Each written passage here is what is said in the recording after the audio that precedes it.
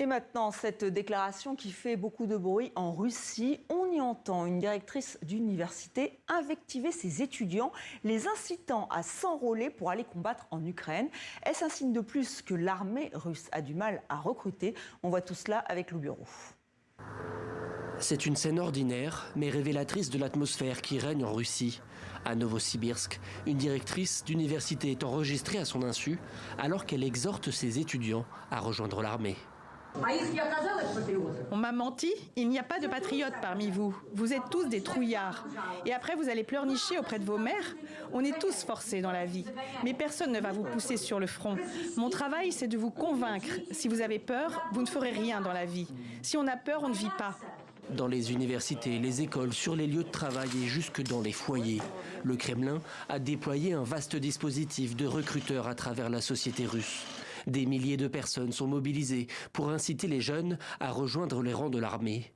En 3 ans d'invasion, la Russie a profondément changé de visage. Le discours officiel s'est durci, la propagande s'est intensifiée.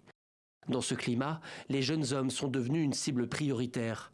D'autant que pour la première fois, l'armée russe ne compense plus ses pertes sur le front. Entre 30 000 et 35 000 soldats seraient tués chaque mois, selon médias indépendants et services de renseignements occidentaux.